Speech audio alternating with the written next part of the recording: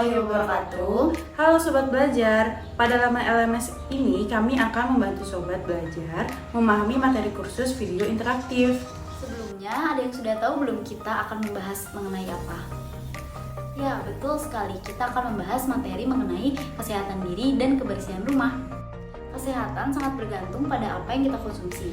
Sebagai konsumen yang baik, ada kalanya memilah makanan itu perlu karena kesehatan kita secara langsung berkaitan dengan kualitas produk ini. Sehat adalah bukan sekedar tidak adanya penyakit, tapi jasmani, psikologi, dan kesejahteraan sosial. Kesejahteraan individu tergantung pada bagaimana kita mengatasi faktor-faktor risiko individu dan pada keberadaan faktor-faktor pelindungan.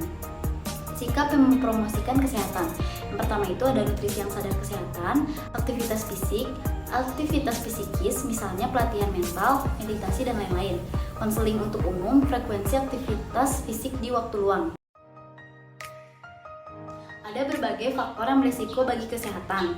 Yang pertama ada faktor risiko individu, seperti ukuran tubuh, berat badan, penyakit kronis, penyakit keturunan. Perilaku individu seperti kecanduan yang berbeda, nutrisi yang salah, kekurangan atau makan berlebihan, berkinerja tinggi. Yang selanjutnya ada faktor risiko lingkungan, sosial, politik, olahraga. Kondisi lingkungan, ekonomi, dan budaya ketegangan yang disebabkan oleh pekerjaan, seperti stres, ketegangan fisik yang keras, konflik di tempat kerja, beberapa regangan, tekanan lingkungan, kebisingan, racun dalam makhluk hidup, ruang angkasa, polutan dan makanan, seperti polusi udara, konflik dalam keluarga, dan kerugian.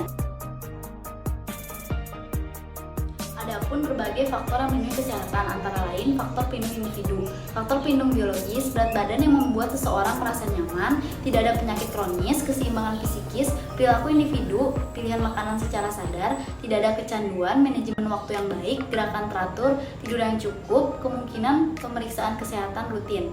Yang kedua ada faktor pelindung lingkungan, kerja, waktu senggang, tindakan politik, keamanan di tempat kerja ergonomis, kemitraan, pembagian pekerjaan rumah tangga, waktu luang yang cukup, keamanan sosial, kemungkinan ujian medis rutin, lingkungan sikap kelompok referensi, dan tidak ada stres oleh kebisingan atau ruang hidup. Beberapa penyebab terjadinya penyakit di rumah disebabkan oleh beberapa hal, yaitu tungau, jamur, dan kabut elektro. Beberapa dokter menghubungkan banyak penyakit yang berbeda dengan ketegangan elektrostatis atau listrik, penyakit masalah tidur, iritasi, gugup, sakit kepala, dan sakit mata. Proses elektromagnetik juga terjadi di dalam tubuh kita, tetapi jumlah yang diterima hanya sedikit dan tidak lebih dari jumlah yang diterima oleh benda lain. Berangkat dari keluhan pasien dapat dihubungkan bahwa konsekuensi dari medan elektromagnetik diantara lain gugup, gelisah, sakit mata, dan sakit kepala, depresi, perubahan hormon dan enzim, bahkan leukemia pada bayi. Suara dasar kebisingan. Bagaimana kebisingan mempengaruhi kita? Kebisingan dapat mempengaruhi kita tergantung kepada intensitas, tentang frekuensi, dan durasi. Reaksi tubuh terhadap kebisingan antara lain yang pertama merasa terganggu dan menyebabkan stres serta sulit tidur.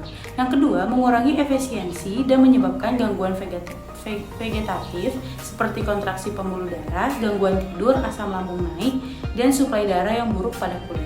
Yang terakhir ada merusak telinga bagian dalam dan menyebabkan gangguan vegetatif. Cara mencegah kebisingan. Yang pertama, ambil tindakan pencegahan, hindari tempat bising.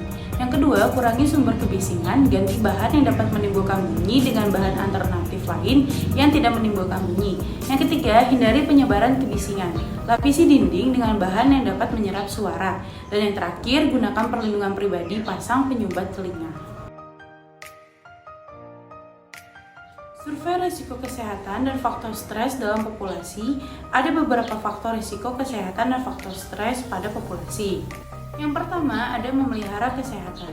30% penduduk laki-laki dan 28,8% penduduk perempuan di atas usia 15 tahun tidak mengambil tindakan khusus untuk meningkatkan atau memelihara kesehatan mereka. Yang kedua ada makanan sehat dan bergizi.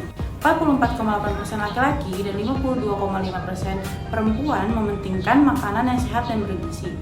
Yang ketiga adalah olahraga. 50,4% laki-laki dan 28,8% perempuan melakukan olahraga atau gerakan lain untuk alasan kesehatan. 50,4% pria dan 45,6% wanita melakukan olahraga tertentu karena alasan kesehatan. Minat terhadap aktivitas fisik menurun seiring bertambahnya usia. Yang keempat ada aktivitas psikologis. Aktivitas psikologis atau teknik mental seperti meditasi tidak memainkan peran penting terkait gaya hidup kesehatan. 3,1% pria dan 4% wanita mempraktikannya secara teratur. Hanya sekitar 0,4% laki-laki dan sekitar 0,5% perempuan menggunakan penawaran konseling kepada masyarakat umum seperti konseling perokok atau konseling psikososial. Yang kelima ada kelebihan berat badan. 24% pria dan 19% wanita di atas 20 tahun mengalami kelebihan berat badan. Lebih dari sepertiga, 35,5% pria berusia 55 hingga 74 tahun dan sedikit kurang dari sepertiga 29,9% wanita mengalami kelebihan berat badan. Kegemukan mempengaruhi sebagian besar orang yang tidak terlalu berpendidikan, buruh, wanita yang bekerja, atau tukang. Yang terakhir ada berat badan kurang.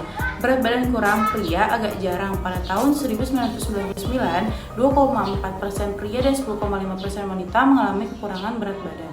Merokok 49,9% laki-laki dan 40,7% perempuan lebih dari 15 merokok dari 40,7 laki-laki dan 32,2% perempuan merokok setiap hari. Faktor stres populasi. Yang pertama ada pekerjaan, yang kedua kemajuan teknologi, dan yang terakhir ada tekanan waktu. Sekarang kita sudah berada di penghujung materi kursus ini. Kesimpulan yang dapat kita ambil dari materi ini yaitu kesehatan diri dan kebersihan rumah sangat mempengaruhi kenyamanan dan kualitas hidup kita selama di rumah. Dengan keadaan diri yang sehat dan rumah yang bersih mampu mengurangi resiko tingkat stres pada diri kita. Sekian pemaparan materi yang dapat kami sampaikan. Apabila ada kata-kata yang kurang berkenan, mohon dimaafkan. Terima kasih. Wassalamualaikum warahmatullahi wabarakatuh. Sampai berjumpa di materi berikutnya. Bye.